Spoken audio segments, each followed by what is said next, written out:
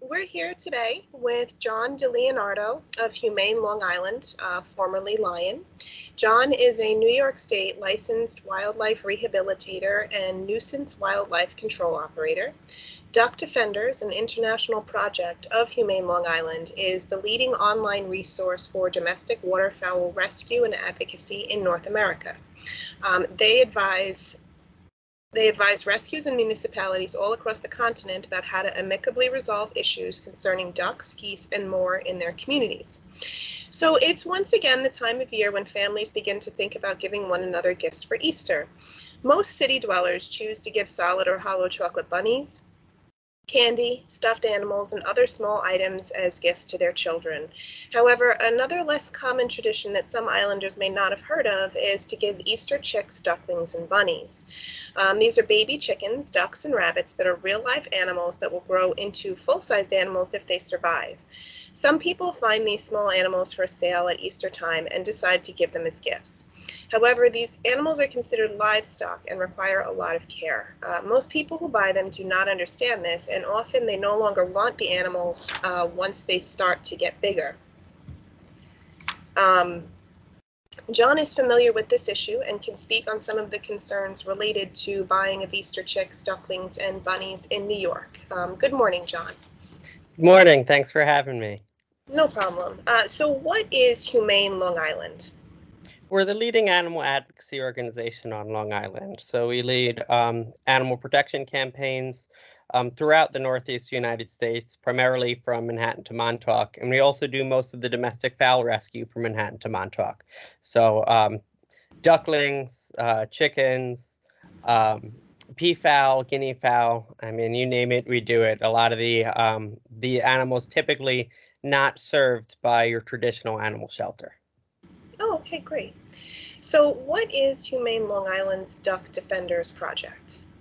Yeah, so Humane Long Island's Duck Defenders project is a project we launched last year. It's an international resource for municipalities and rescue groups and just concerned community members who want to improve the lives of domestic fowl, particularly waterfowl in their communities. We found through the big duck abandonment problem on Long Island and New York City that after Easter and after school hatching projects, a lot of people were abandoning domestic ducks to the wilderness. Many of them not realizing that these animals wouldn't survive. So we started rescuing them here by the hundreds. And then we started getting contacted by people all over North America, even in Canada, who found a Pekin duck, a little white duck in their community who didn't seem quite right, seemed a little lost, or seemed injured. And they didn't have a resource in their community. So we were responding to calls all over the country. So at this time now we officially launched our Duck Defenders project, and we've helped rescue ducks in California, Arizona, Toronto. We just recently helped rescue 109 ducks in Ohio and a few dozen ducks in Pennsylvania, actually, with USDA Wildlife Services. So we've been working with communities all over to help them amicably resolve conflicts with domestic fowl or even wildfowl in their communities. I mean, here on Long Island, we've stopped massacres of 600 geese in North Hempstead, 200 geese in Ronkonkoma, and like I said, we just stopped the massacre of dozens of geese down in Pennsylvania. I mean, not sorry, dozens of domestic ducks down in Pennsylvania because people had abandoned them to the wild. And then they weren't migrating because they couldn't fly because they were domestic, which we'll talk about in more detail shortly. But the community, the municipality was concerned about having too many ducks at this park, so they were going to round up and kill them. But we reached out and said, hey, there's a better way of doing this. Let's rescue these animals. Let's educate the public about why it's not safe for these animals to be abandoned here. And let's get these animals to good homes. So now we're doing that all over. Oh, awesome. So what is duck dumping and why is it such a big problem in the spring? Yeah, so in the spring, a lot of hardware stores like your Agway or your Tractor Supply Company will start selling chicks and ducklings, um, primarily as Easter props in many cases, especially come around Easter. Like a few years ago, we actually had a grandpa who just saw some ducklings for sale on the side of the road. He pulled over and said, "Hey, this would be a great gift for my grandkids." He very quickly realized that was a very bad idea, and he reached out to us for help. Um, a lot of people don't realize domestic ducks, they're very cute when they're tiny, and I love them when they're adults, but they're a lot of work as they get older. I mean, your domestic duckling poops every 6 minutes, your adult poops every 15 minutes. So these aren't animals that you can keep, in an apartment, or keep without really having proper land and a proper coop, which a lot of people on Long Island and pretty much everyone in New York City doesn't have access to. So I think it was actually last year we got a call from a woman in Staten Island who actually had gotten a little duckling from her boyfriend for Easter. A lot of people, again, they get them because they think they're cute to put in the Easter basket, take some photos. They don't really think about the long term for these. So her boyfriend had got her a little duckling. She had an apartment in Staten Island, and I think she realized very quickly that this wasn't a good situation. So by the time she contacted us, that duck actually had imprinted on her. Uh, Ducks, chicks, they're precocial animals, meaning that when they hatch, they bond with the first animal they see, which is typically their mother. But if their mother is not present, then they will bond with humans or another species, which is very detrimental to their welfare. Ducks are flock animals, so they really need to be with their flock at all times to be safe. If they're separated from their flock, they get very, very stressed. They think, they're going to get killed by a predator. So they really rely on their flock. So if you have a little duck that's imprinted on you, you go to work, that duck is freaking out until you get home from work. You go into the other room, he's very, very stressed. So she was realizing this, and it was clear that she really cared about and was trying her best, but it wasn't a good situation. So she reached out to us, and we gave that duck a really good life for a few months. Unfortunately, though, we found that he started going downhill after we got him, and we found that we brought him to the vet, and we got some X-rays done, and he had actually apparently ingested a staple. I guess when he was in that apartment. Again, apartments are not proper environments for these animals. He was a little baby, just like we have to baby proof our apartments for human children. We have to do that for all species. That's why we shouldn't keep him there in the first place. So unfortunately, he ended up passing because of this metal poisoning. So it's just one of many tragedies that we've experienced with people buying these animals on impulse. Uh, Even though that animal, she tried to do the right thing and brought him to us for care, and we gave him a good life for as long as we could. Um, uh, Most often, I think people actually release them to the wild after the holiday or after their school hatching projects are done. And I think some people think that these animals will, rewild and fly and migrate and become a wild duck, but that's just not realistic. Domestic ducks are as different from wild ducks as your house cat is from a tiger, or your chihuahua is from a wolf. And just like if you abandon that chihuahua to the wilderness, he's not going to become a wolf. He's just going to become prey maybe for a wolf. So the same thing happens for these ducks. Domestic ducks typically have tiny wings, large bodies. They rarely have any camouflage. They can't fly. They can't migrate. So if they are lucky enough to actually survive to the winter, they lose out on food sources. Ponds freeze over. Sometimes they even freeze to the ponds. So we like I say, we just rescued 109 ducks that were abandoned outside a restaurant in Ohio.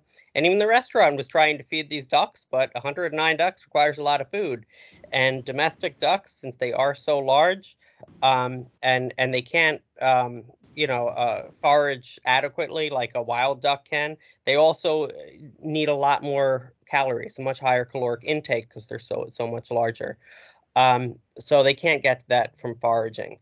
So even though these ducks were being fed, when they were rescued, most of them had a body score of 1 out of 5. So they were emaciated.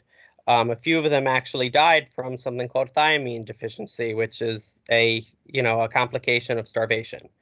So that's what happens typically when people dump these ducks. They can't survive. They either get picked up very quickly by predators, or or they have, they languish, unfortunately. It's for all the bird lovers out there. We actually published an essay in the South Shore Audubon Society a couple years ago around Easter, urging people that if they cared about the wild ducks, not to abandon domestic ducks, because domestic ducks actually displace wild birds as well, since they are,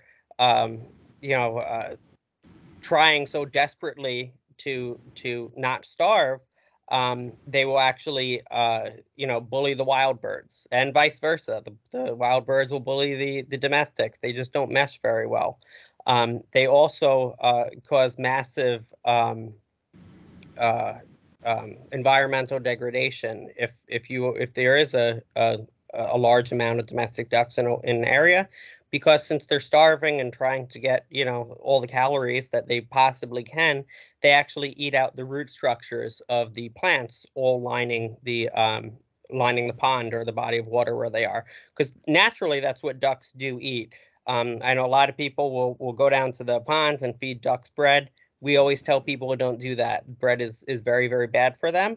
And wild ducks, they naturally can get enough calories just by foraging naturally, eating those water plants, eating algae in the water. But again, the domestic ducks, that's just not enough for them.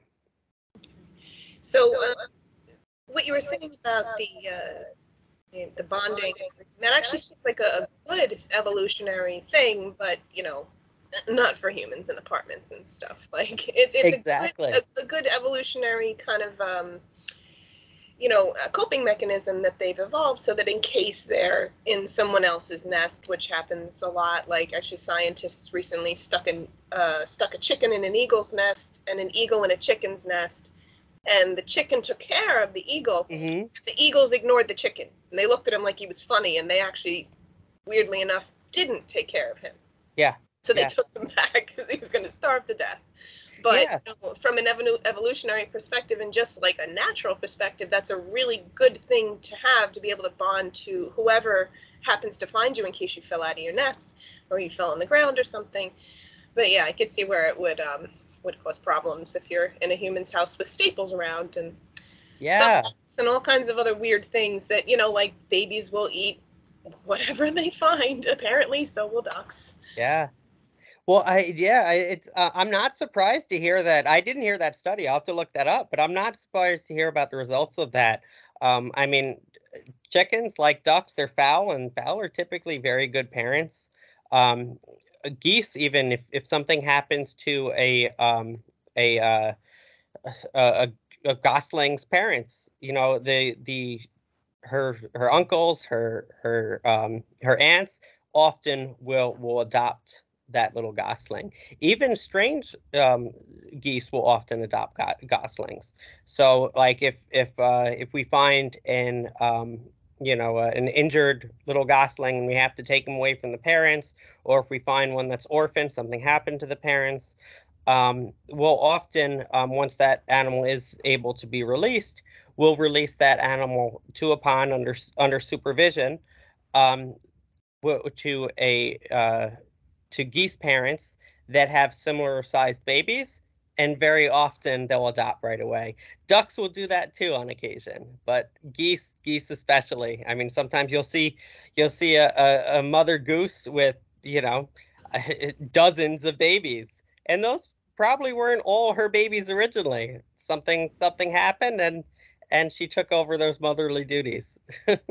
That's sweet. That's really Yeah. sweet. And the fathers will do that too. If something happens to the mother, the father goose will take over. They're phenomenal parents. Awesome. Now, you had said that domestic ducks can't fly. Does that mean they can never fly? Are these ducks that were bred to have tiny wings, or why can't they fly?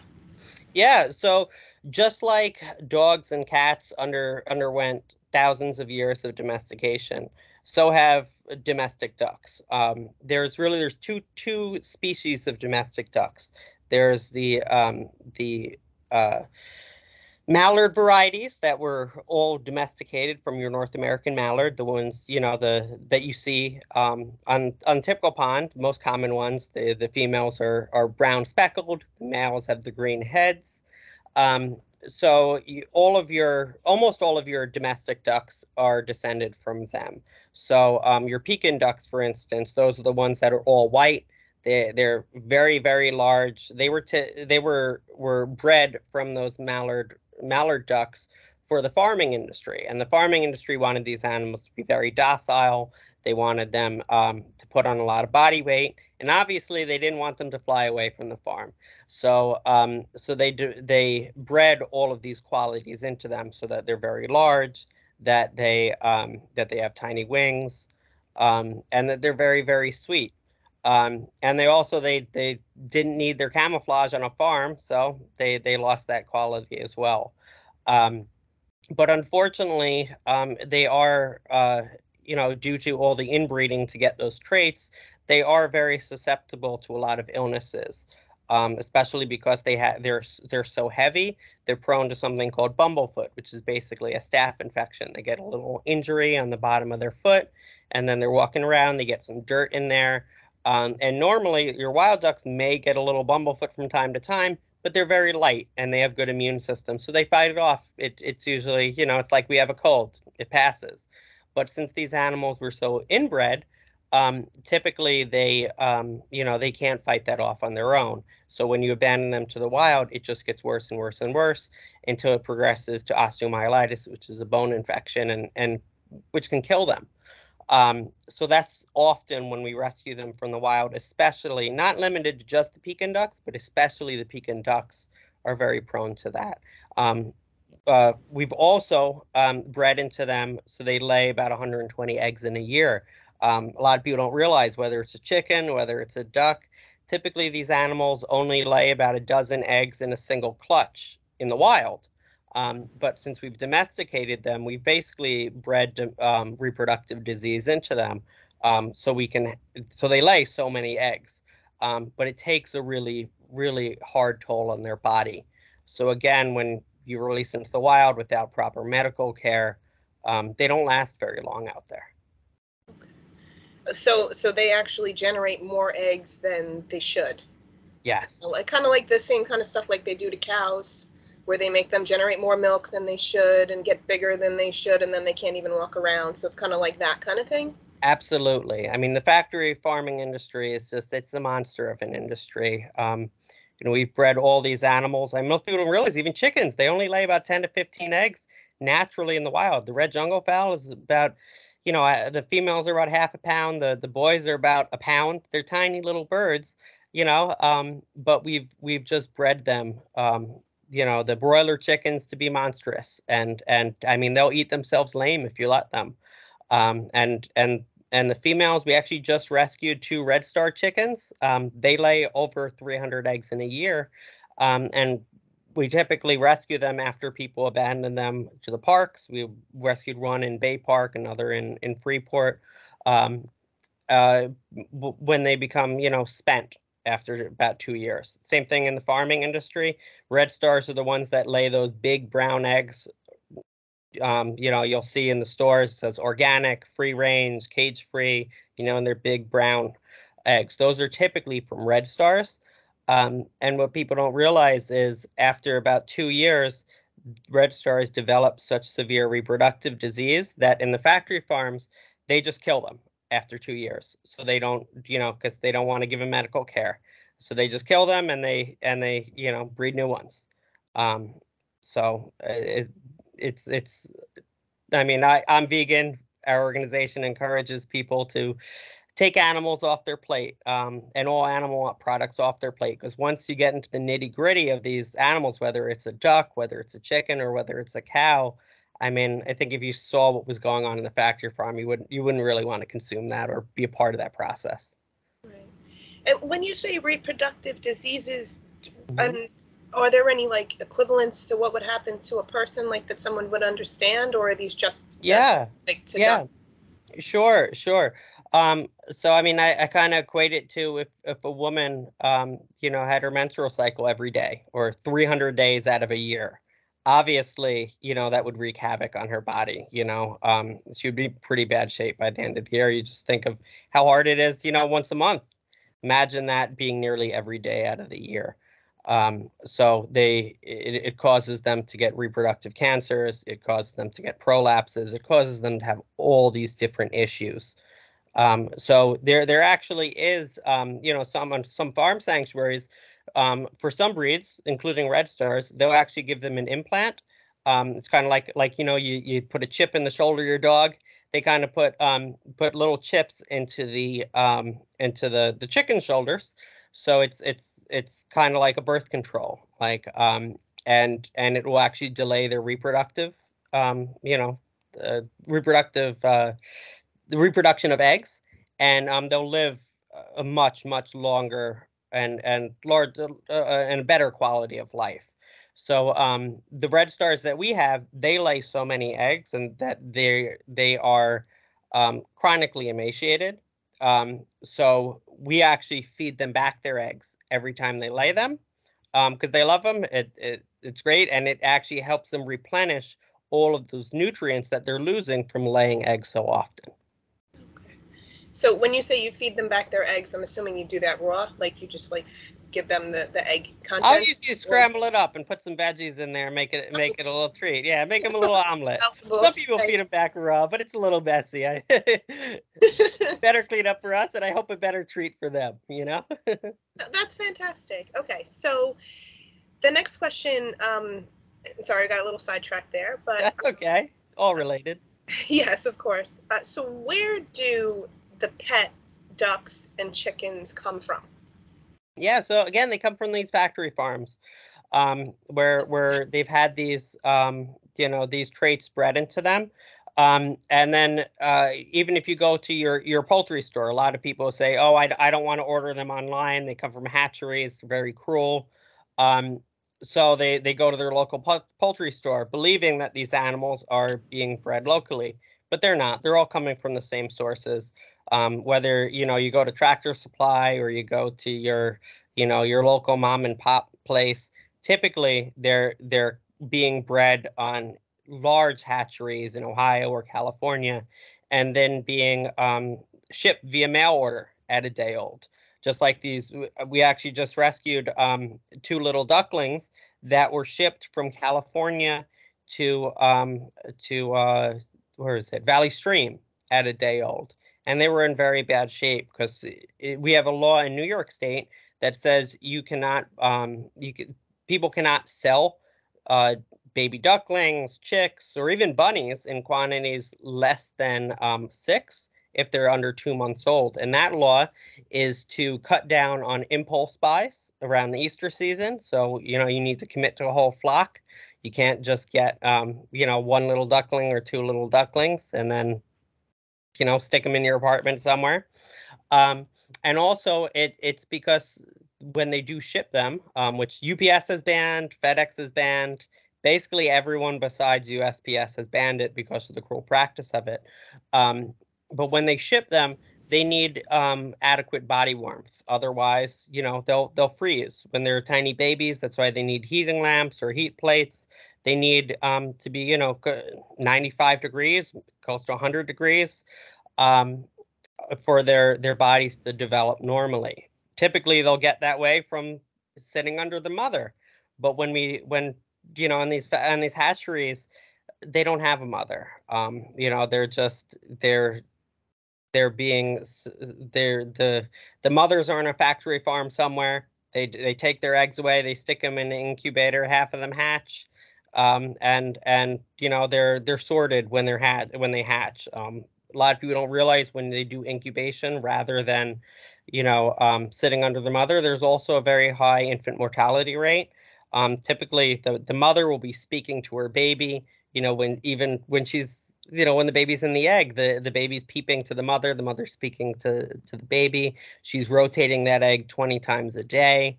It's a process that has developed over, millennia for these animals. So for us to just, take them out and stick them in a drawer somewhere, and, we can't replace that mother. It doesn't work that way. Um, so so typically, when these animals do hatch out of those incubators, they check them for deformities, and if they're deformed, they put them down one chute, where they're typically either ground up alive or suffocated, and then the other healthier ones, they go down another chute where they go in the mail, usually that same day. What a lot of people don't realize too is that whether they're ducklings or whether they're chicks, there's a 50-50 hatch rate. Half of them are going to be boys, half of them are going to be girls. Most people don't want boys. Most municipalities, you're not allowed to have roosters, like in New York City and Staten Island. You can have hens, you can't have roosters.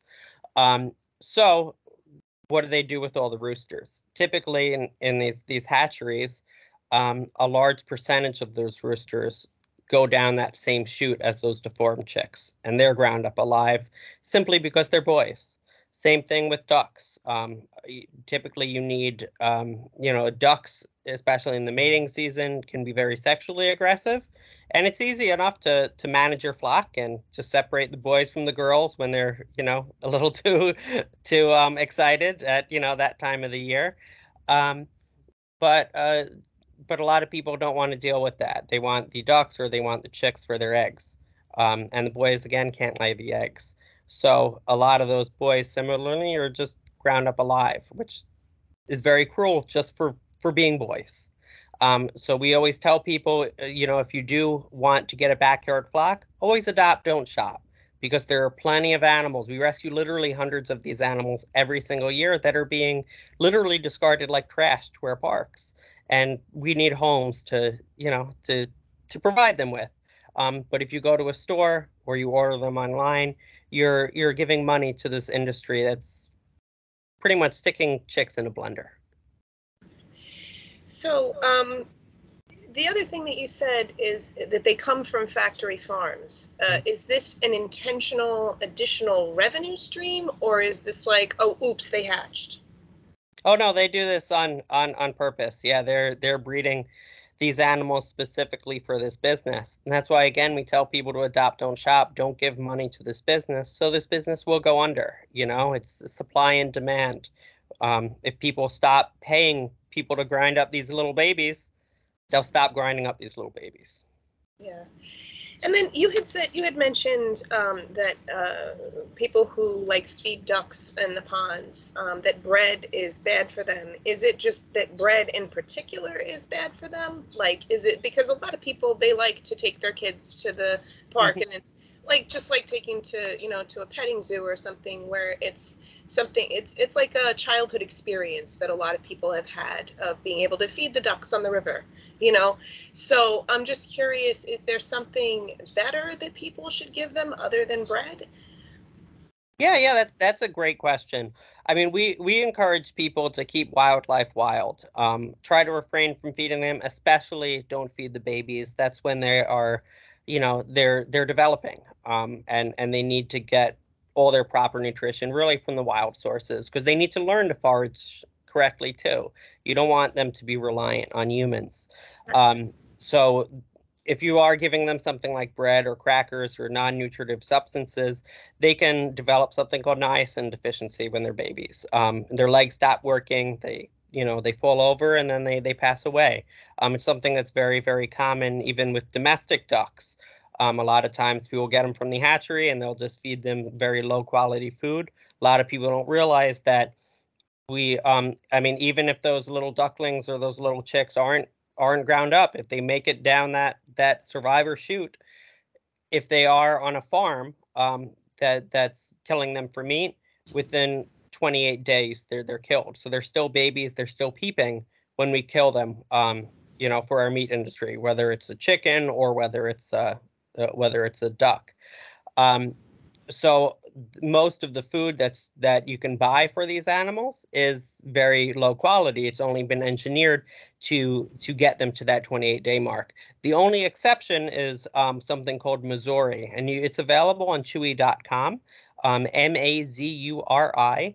Um, uh, for the babies, if someone is raising little baby ducklings, they should get the Missouri waterfowl starter for the first 3 weeks, and then transition over to the Missouri waterfowl maintenance.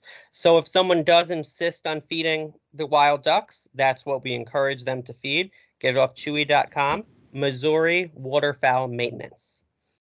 Oh, okay. Yeah. So that's like a higher protein Yes. kind of thing. Okay. Yeah. It's a much better quality of food. Like I know in like cities and stuff like that, excuse me, it can be more of a challenge for birds and other creatures to find enough food to eat. So sometimes people might want to, do that kind of thing. And of course, it's not recommended, but there are options of something to do instead of giving them bread.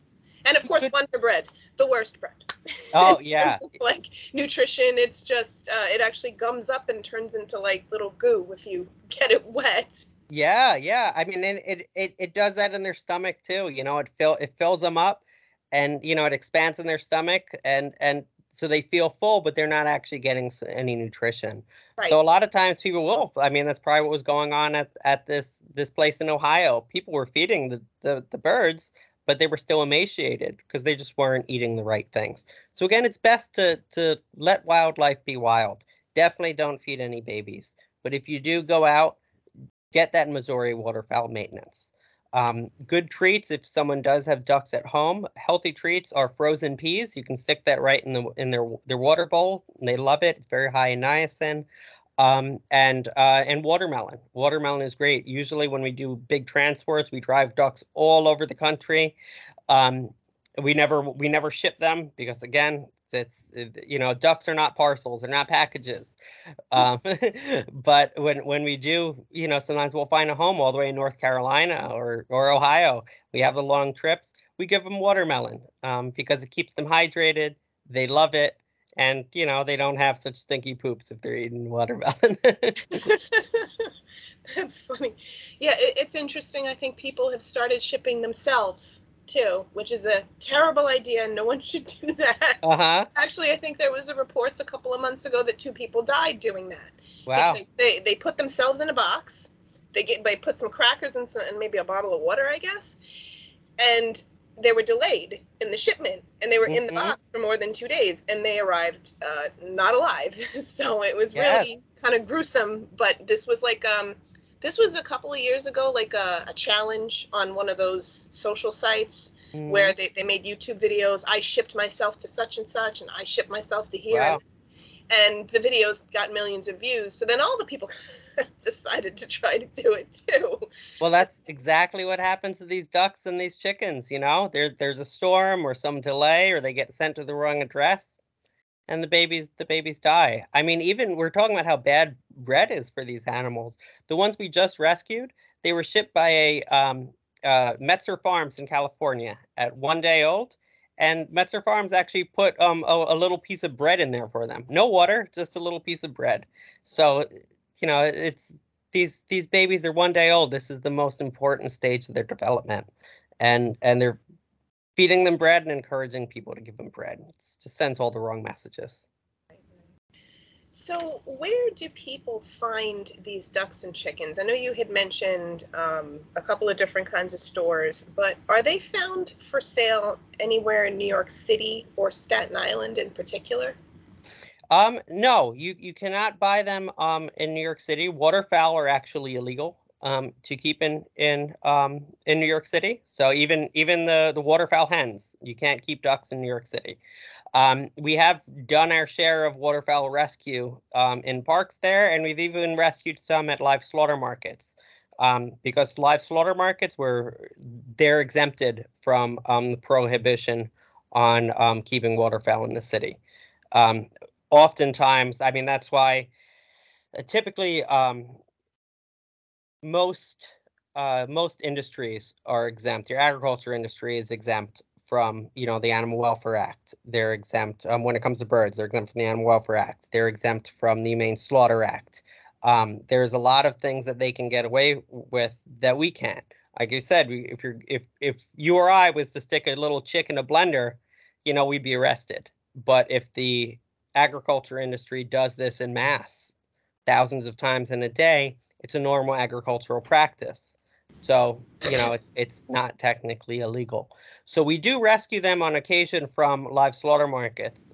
With Easter coming up, typically I go to some live slaughter markets, and I bring them some vegan food, and I say, hey, let me trade you for a live animal, and we actually do often get them from them. So we rescue Muscovy ducks and mallard ducks. I talked a little bit about the Pekin ducks descending from mallard ducks. There's also another one called a khaki Campbell duck, also descends from mallards. Those are your brown ducks. We often rescue those from live slaughter markets, and they're always in rough shape. I mean, one we rescued at one Easter, we didn't even know if he was ever going to see. He had what appeared to be really bad cataracts in his eyes. We were actually able to cure his blindness after several months, and he ended up being the sweetest duck. But when we first got him, he was just absolutely terrified. We actually thought he was a female because he was just so underweight, and he didn't even make a sound for the first week we had him. So when we go to the live slaughter markets, the guy actually tried. He wanted to give us a female because they're smaller, they're not worth as much. So he said, here, I'm going to give you this female duck, and it fooled us too. But typically the best way to tell a male and a female duck is from their quack. The boys have like a low chatter, while the girls are pretty silent until they make a sound, and then it's very loud. It's your typical, the quack that you think of.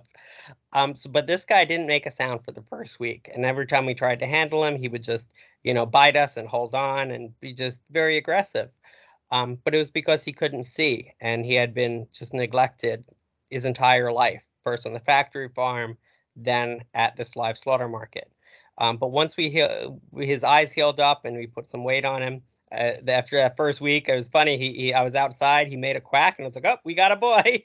And then he slowly grew in his drake feathers, his curly boy feathers on his tail. His green head came in, and all his boy colors came in, and his eyes cleared up, and he ended up, wanting to perch on your shoulder, and was just a very, very sweet duck. The other ones we often rescue from live slaughter markets are Muscovy ducks, which are actually entirely different species. Those are the ones you might see down in Florida.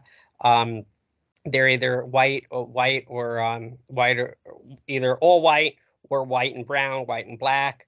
And they have like what looks like red masks on their face. The red masks, they're called caruncles. They're like bumps around their eyes and on their face. Those ducks are actually native to South and Central America, and they're actually considered, they're non-native here in most areas of North America, so you're not allowed to release them to the wild. It's actually, you can't do that with any domestic duck, but with Muscovies in particular, it's a federal offense to release them to the public. But we rescue them fairly frequently from live slaughter markets who will kill them for food. That's often, foie gras. We ban foie gras in New York City. There's currently a court case where, they're trying to overturn that. So the ban has actually been suspended.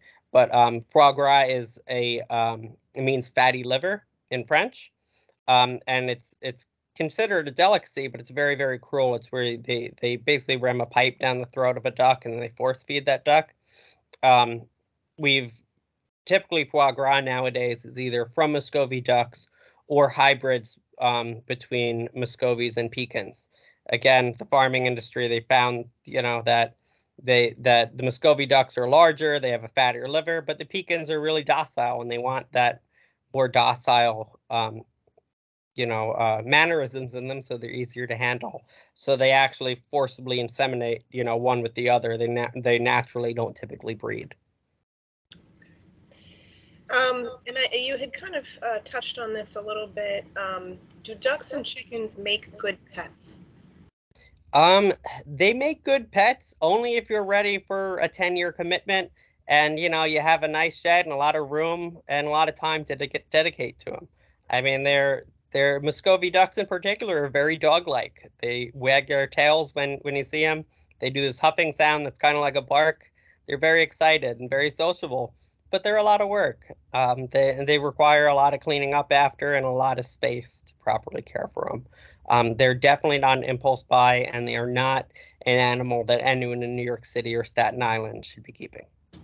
Okay. And just for reference, how expensive are these ducks when somebody goes to one of those farmers markets to buy them? Are they like $1? Are they like $50? Like just in general, like are they cheap or are they expensive? Yeah, you can usually get them for only about 12 or 15 bucks a duck, which is part of the problem. It's not a very big investment, at least it isn't at face value, but it is a very big investment because you're talking about 10 years and you're talking about like one bag of Missouri is $50, so it gets expensive, and these animals, they said they poop every 15 minutes. So they can be messy. You can't potty train them. Right.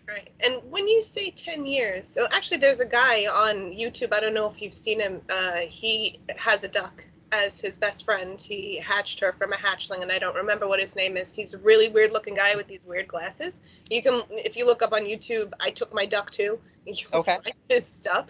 But I think he has a diaper on her, and he made her little shoes. It's the cutest thing. That duck has the best life ever. So what I wanted to know, you were saying it's a 10-year commitment. Do they is that their lifespan? They just die after 10 years, or do they live? That's the average lifespan of one that is properly cared for. They'll live about 10 years. I mean, they could live maybe 6 to 12.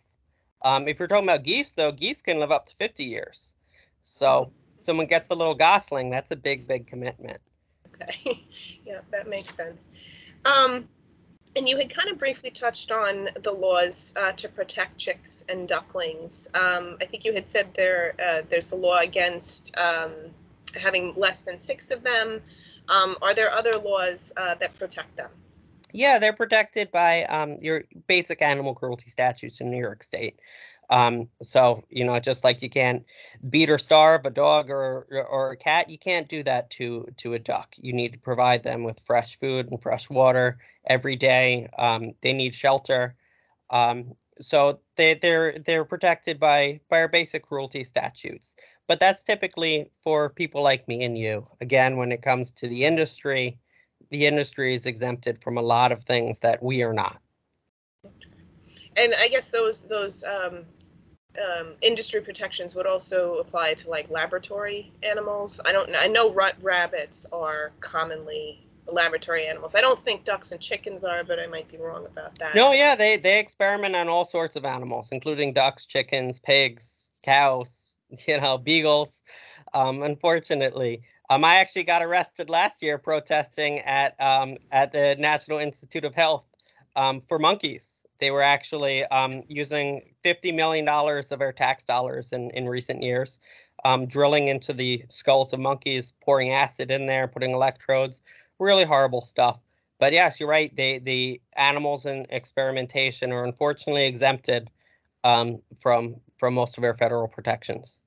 So, yeah. So again, people, just like if you care about ducks and chickens, you can save $200 a year simply by leaving them off your plate.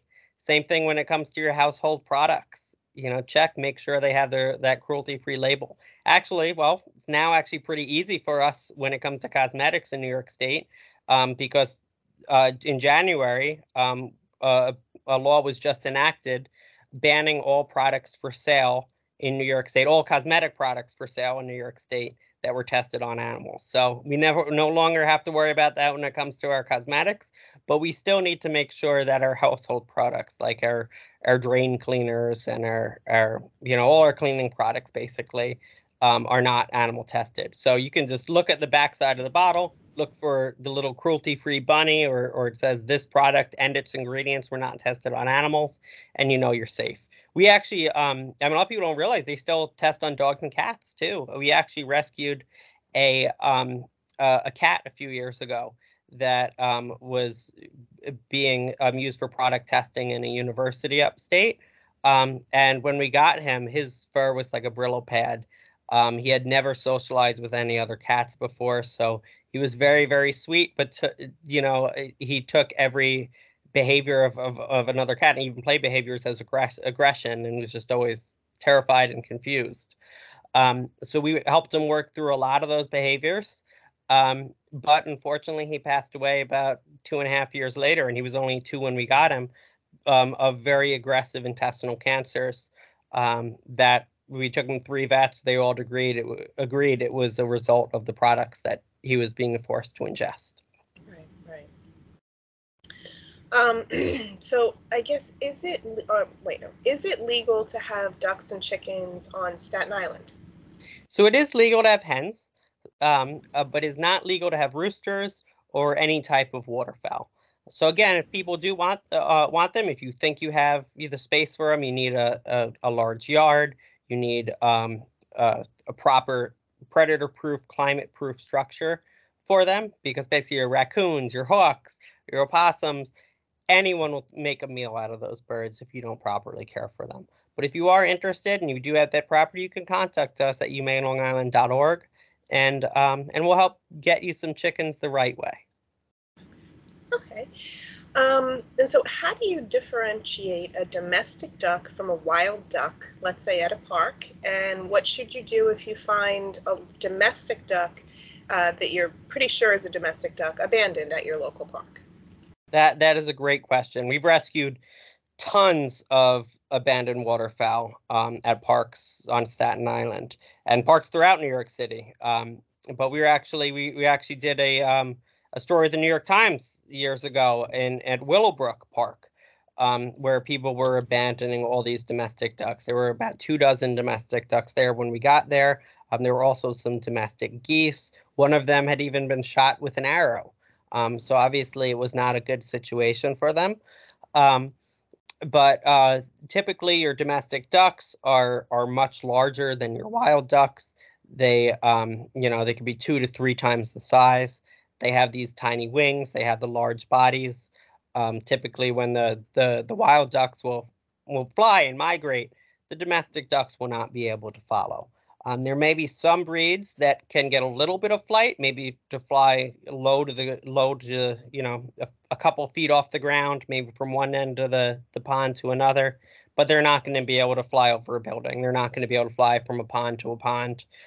Certainly not going to be able to migrate. If you ever see a white duck or ducks of unusual coloring, and you're not sure if it's a domestic duck, to snap a picture and contact either a local wildlife rehabilitator or us at humanelongisland.org, and we can help identify if that animal needs help, or if maybe he's just a migratory duck. Because we do have some unusual ducks that pop through here, but typically they're small. You won't find migratory ducks that are larger than your mallard ducks in New York. And so if someone on Staten Island was to find this, you said they would contact a local wildlife rehabilitator. Are there wildlife rehabilitators on Staten Island, or is this something that they would have to go elsewhere for?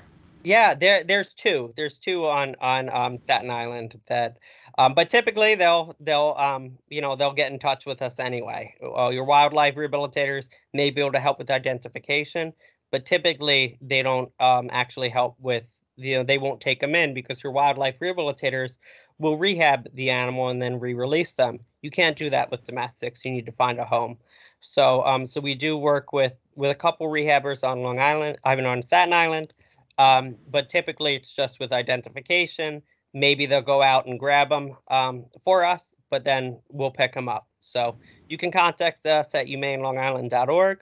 But again, if you, it's always good to make connections with the locals. So we encourage you reach out to your local wildlife rehabilitators. But whether or not they can help, if that animal is domestic, we encourage you to contact us. Okay, great. So basically, it would be your organization rescues the animals in 5 boroughs for the most part. Yes. Yeah, pretty much all the domestic waterfowl. Okay. Awesome. So an avian flu outbreak has skyrocketed the price of eggs. I actually didn't know that that was why the price of eggs was so high. I was just like, oh, $7. No, Yep. $9. Okay. It was $3 last year because Yep. I just happened to look at them. Like, I don't buy eggs, but you pass by, oh, $3. Oh, $9. Wait a minute. Does that really say $9? Okay. So what do you say to people who are thinking about getting backyard birds, I guess, to make their own eggs? Yeah, well, we remind people that the same places that that are having these outbreaks of avian flu are the same places these backyard birds are coming from. The price of eggs has skyrocketed because birds are being killed by the millions on factory farms right now because of this avian flu outbreak. So on factory farms, these animals are kept in sheds by the tens of thousands. There's feces everywhere. There's typically not proper sunlight. They're just animals on top of animals. A lot of cannibalism, a lot of self-mutilation. So it's very, very unhealthy environments that make it a breeding ground for disease.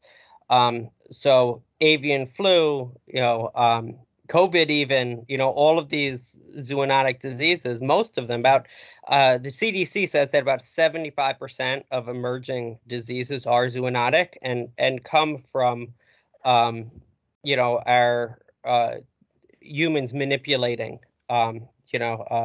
these animals for our own purposes. So we encourage people, again, to go vegan. If the price of eggs are too much, try some vegan eggs. I mean, there's lots on the market nowadays. You can even get like Just Egg at Target and Walmart and a lot of these places. Got one of my cats is saying hello right now. We actually rescued him when I went on a rooster rescue. Okay. But yeah, we encourage people to leave animals off their plate and leave eggs off their plate. I mean, don't bring the bird flu home with you. And remember, plants can't get the flu. So so yeah, I think there's a lot of reasons to leave animals off your plate, whether it's for health reasons or whether it's for environmental reasons or simply animal welfare issues. And I'm just a little bit confused about that you could actually get backyard birds for eggs. They don't need a male to make the eggs? No, yeah, no. The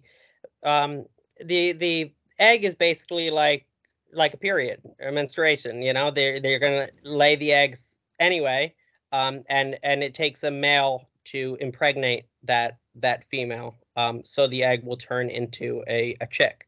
But absent the chick, though, they're going to continue laying the eggs.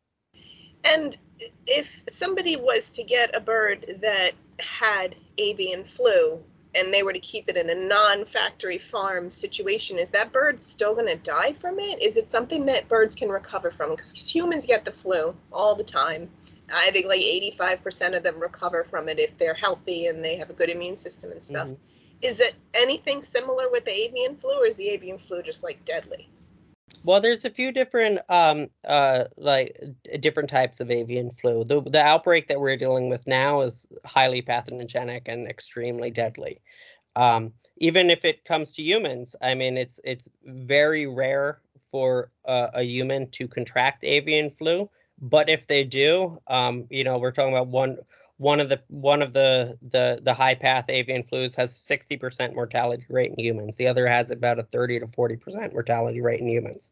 So while the chances are slim of you getting it, if you get it, it's very high chance of fatality. It is for waterfowl in particular, do often fight it off. Whereas chickens and other types of poultry, they have a very high mortality rate. But I mean that's when we're talking about avian flu going all over the country, it's typically because of these domestic ducks or geese, the domestic, or not, sorry, not domestic, the wild waterfowl picking it up from the domestic birds on the factory farm, and then flying it all over the country. Mm. So because your waterfowl typically do survive it, but they're kind of the exception to the rule. Everyone else dies, within usually 3 days. So if somebody was to think about getting backyard birds for their eggs and that bird had avian flu, there's a good chance that the person could get the avian flu themselves. I'd say it's a slim chance, but it's you don't want to take that chance, because if they do get the avian flu, it's a very good chance that you're not going to survive it. Right. Yeah. So what do people, I guess, normally intend to do with the chicks that they receive? Like, I understand, like, it's a novelty and stuff.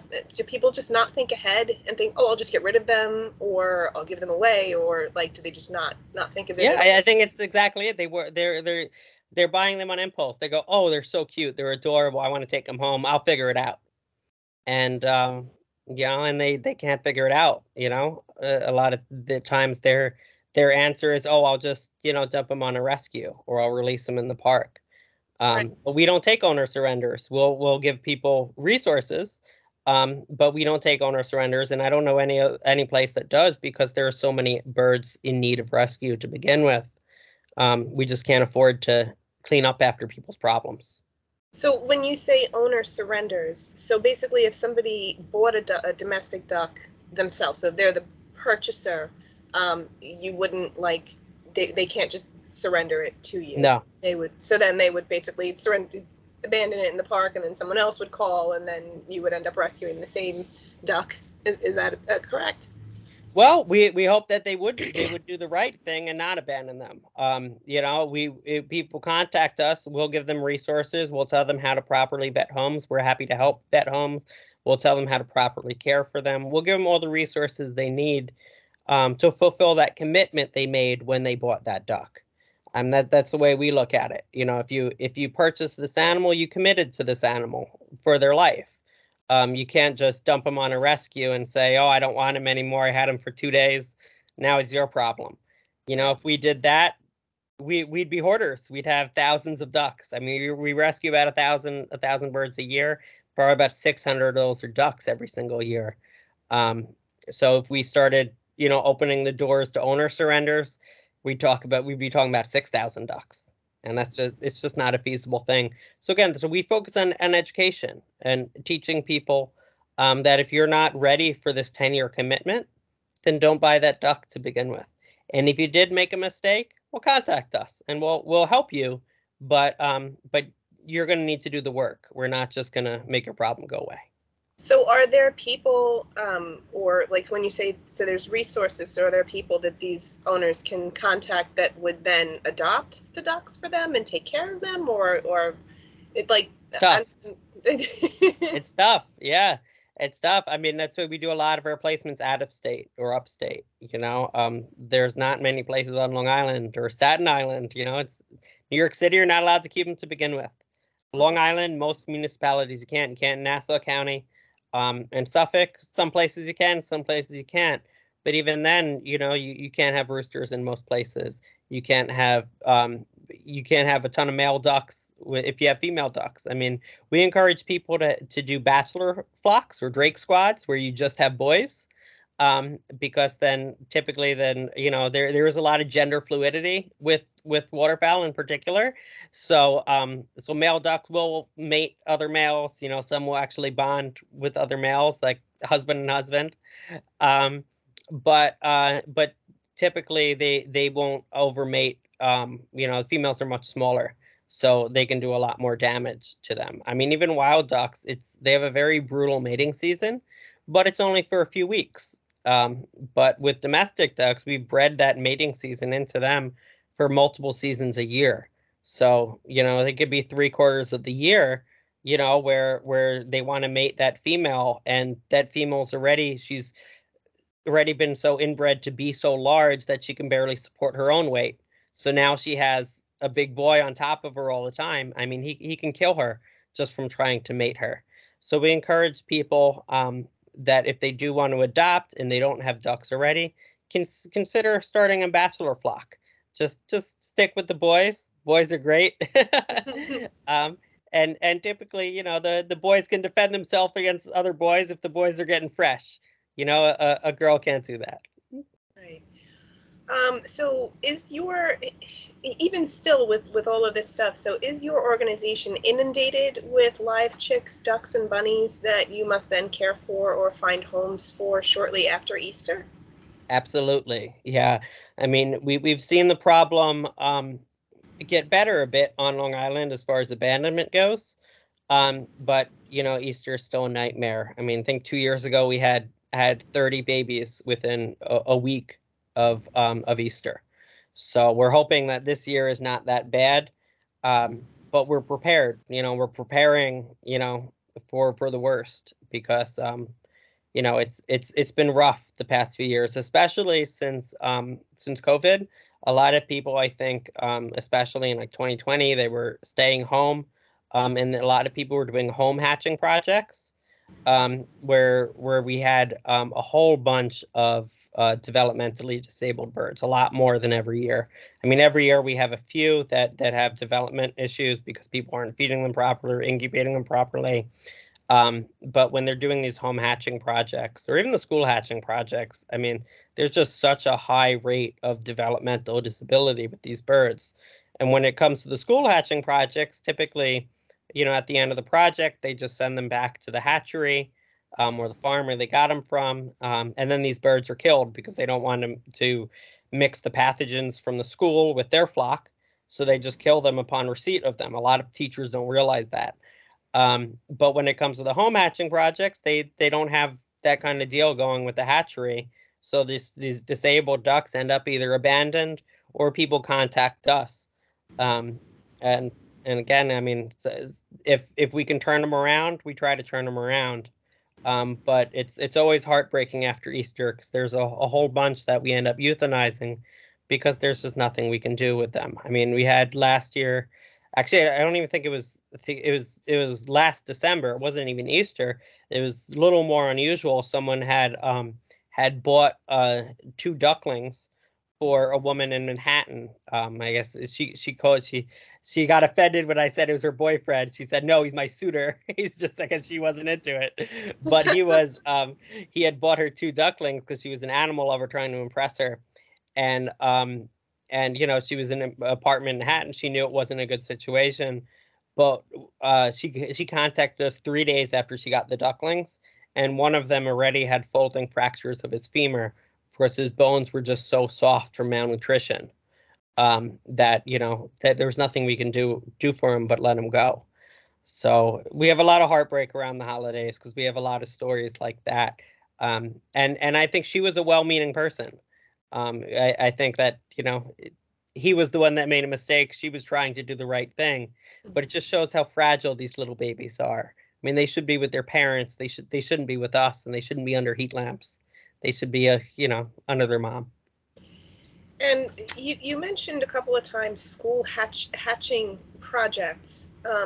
Does that still happen? Like, is that a very common thing? Like, why do they? Is that just a curiosity kind of thing? Like why? I didn't have school hatching projects when I was in school. Went to Staten Island, didn't do any Yeah, of that. good. So I'm glad to hear. I thankfully did not either. My wife did though. I think it's pretty sporadic. I mean, I think when I talk to people, feel like about half people did it, half people didn't. And I hope that changes. In the next couple of years, I'm hoping to ban this practice in New York State, because animals are not science experiments and they're not trash to be discarded at the end of the day.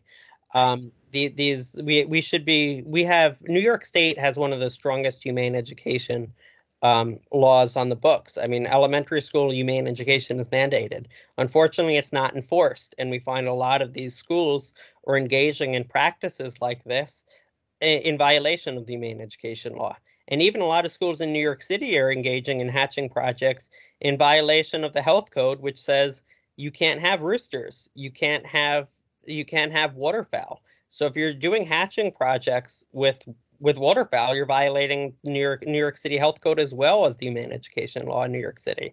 And if you're doing them with chicks, well, you're violating again these same codes because 50% of those birds that hatch are going to be roosters. So what does a hatchling project look like? Like, how many animals do they hatch? And they have like what, like an incubator or something, and it's in their like science classroom? Yeah. And then what do they do with them afterwards? Like you said, they send them back. Yeah, most of the time they send them back. So yeah, so usually a school will partner with a hatchery, and they'll mail them some eggs, and typically they'll also supply them with an incubator. And it varies. Sometimes, we're talking about, 5 or 6 little chicks in the class. Sometimes we're talking about 30. So, if we're talking about a whole school doing it, sometimes, the science curriculum, we have a science director who just says, hey, all the classes are going to do hatching projects this year. We could have 100 chicks from a single school. So it can get bad pretty quick. So we've often found out about this because, a teacher is engaging them not because she wants to, but because, the science director said this is what we're doing. And she had some horrible experience. Half the chicks didn't hatch. Some that did hatch had some deformities. Or she found out that, at the end of it, they're going to kill the chicks or the ducklings. So when we're contacted by these teachers, we always tell them, hey, if you work with us to stop hatching projects moving forward at your school, then we'll help you have a happy ending for these birds.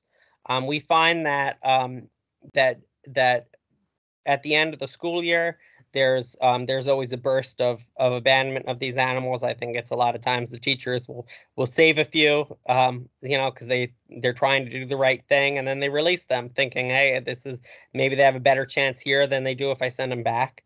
And we know that's true because we have had teachers contact us who have done exactly that thing. We had a teacher in Islip a couple years ago who saved a couple little chicks and started her own little backyard flock, but then contacted us because some of them turned out to be roosters, and she's like, I don't know what to do. I thought I was doing the right thing here, but now I'm in this other mess. So yeah, and then we find that at the end of the summer, right at the start of the school year, there's another big spike of abandoned ducklings, or abandoned, not ducklings, abandoned young ducks that line up with the end of the school year. So I mean, I hypothesize that it's teachers who tried to keep them through the summer, and then now they're going back to school, and they they don't have time for the ducks anymore, so they're leaving them. So we find that there's a strong correlation with the school year, the end of the school year and the start of the school year with the abandonment of these animals. So we're pretty much, I mean, historically, March through September is just a nightmare for our organization. So we have usually a little break in August, and then we have that teacher spike, I think, in September. But since COVID, a lot more people have been doing these projects at home, and it's become more of a year-round thing. And I think part of that too is because, there's not many people rescuing these birds. So that's why we started our Duck Defenders project, because we're getting contacted by people all over because there's not too many other groups doing this type of work. So it's really become a year-round effort instead of a seasonal thing like it used to be. Well, hopefully that does change. I know years ago there were some dog rescue operations, and there was like 2 of them. The adopt, foster, something. I forget what the other one is. Where they foster dogs who were going to be in a kill shelter, and they go around and kill shelters and stuff. And now there's like 100 of them.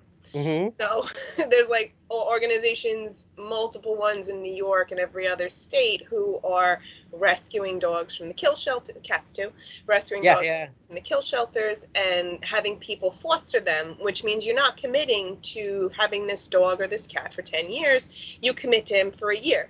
and then someone else gets them for a year, and then someone else gets them, or eventually the idea is that somewhere along the chain, someone's like, I love this dog so much, I'm keeping him forever. And that does happen a lot, but there only used to be like a few of those organizations. Now they're everywhere. Yeah, yeah. Well, and we try we if people are interested in in fostering ducks, not maybe on Staten Island, but if there's anyone watching who's somewhere in code, we do try to operate with a foster network as well, especially for a lot of our out of state work. Oh, that's great. And you're right, there are some good groups popping up. There's a group, we actually just gave our Duck Defender of the Year award, our inaugural award, to a woman named Addison Smith in Utah. She started rescuing ducks out there about 2 years ago. She contacted us because she was trying to rescue some ducks in, I think it was Glen City, Utah. Because the township wanted to round up and kill the ducks, the domestic ducks. So we reached out, she reached out to us. We gave her some resources and some talking points, connected her with some media, and within a week, she was able to get an agreement from the town to stop their plan. They actually were killing ducks semi-annually, so twice a year. They were killing ducks. So she got a commitment from them to never kill the ducks again, as long as she would rescue them. And then she also got a commitment from them to put up signs educating the public about why they shouldn't abandon ducks at these parks. So that's what we see the future here. I want us to ban these hatching projects, stop these places like Tractor Supply from selling these animals, preferably year round, but let's start with not selling them at Easter. And then, and educating the public, getting signs up at all these parks, telling people why the difference between the wild ducks and the domestic ducks, and educating them about how domestic fowl abandonment is as cruel and as illegal as abandoning a dog or a cat. So how can people get involved and let their community know what the situation is with these chicks, ducks, and bunnies, and why they should not participate in it? Yeah, we encourage people to go to humanelongisland.org, check out our resources there, share our social media posts about this issue, and just educate. If you hear about someone talking about getting a chick or getting a bunny or getting a duckling for Easter, speak up. Just never be silent about it. Speak up and remind them that these animals are thinking, feeling beings. They're not science experiments, they're not Easter photo props, and they're not trash to be discarded when you don't want them anymore. Right. Is there anything else? I had asked you, I don't think I asked you yet, do you know where this tradition of giving ducklings and chickens and bunnies for Easter came from, and who still practices it and why? Yeah, I think it goes back to the whole Easter bunny thing, in the spring season. People love babies, and I think that this is something that the agriculture industry has seen and is preyed upon people with. Everyone loves little babies. They want to celebrate a new growth of spring. So when people are going to their hardware store to buy some flowers, why don't we sell them some chicks? Why don't we sell them some ducklings too? And we'll maybe put them with the Easter supply. So I really think that it's just something that's pretty deliberate by the agricultural industry, which is again why we shouldn't be supporting animal agriculture. I mean, we're a big fan of agriculture. I mean, I eat a lot of plants, but animals aren't plants. They're thinking, feeling persons, and we should be treating them like that, not like food, not like props, not like science experiments. Right.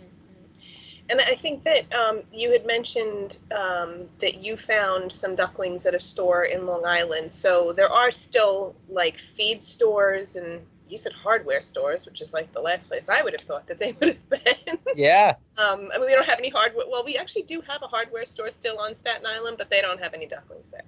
Good. They're like this big, a little tiny store. Yeah. But yeah, so that's very odd that you can actually still find them in places. And when you find them, like when you Yeah. go to a place and you buy them from the place, do you then go and report the place that Yeah. Yeah. doing something Yeah, illegal? we never buy them unless it's part of an investigation. Okay. So yeah, we never, like, a lot of times people will do that too at live slaughter markets where they'll go and they'll buy them and they think that they're saving the animal. And yes, you're saving that an individual animal, but you're just giving money to this person so they can buy more animals and subject more animals to that treatment. And we want to break that cycle. We want to end that cycle. So we try to tell people that buying isn't rescue. But so the only exception is if there's a larger investigation with it, and if people are violating the law, and we're able to catch them in that and sting them, we'll do that. But when it comes to places like the live slaughter markets, when we get ducks for Easter or a turkey for Thanksgiving, that's why we bring them vegan food and some kind words. Happy holidays. Can we find some common ground for this holiday? And I think that I mean, I remember the first time I ever got got birds from one live slaughter market. The owner who kills hundreds of birds every single day, he told me he wanted to give me a bunch of silky chickens, and I asked him why, and he started to tear up, and he told me that he once brought a silky chicken home from he decided not to kill her for some reason, brought her home as a pet, and he said every day when he'd come home from work, she would run over to him with the wings spread. He would pick her up, and he loved her. And then after about 3 years, she was killed by a raccoon, and he cried his eyes out like a little baby, and said he'd never bring another bird home again. So I think it's important for us to realize, like, even the people who are killing these animals, they're human too, and we should treat them with kindness and speak up and tell them, hey, why don't you try some of this vegan food? Maybe close down this live slaughter market, open up a vegan food store instead. It's Ringling Brothers is stopped exploiting the animals. They're coming back animal free now. It's time to evolve. Right. So I think that's the way we like to do it. We like to encourage the positive change. Well, thank you so much for your time today. This was a great interview, and I really hope that a lot of people will stop buying and tell their friends and neighbors not to buy chickens and ducklings. Thank you very much. I really appreciate you giving us this platform to speak out for these animals at the holiday.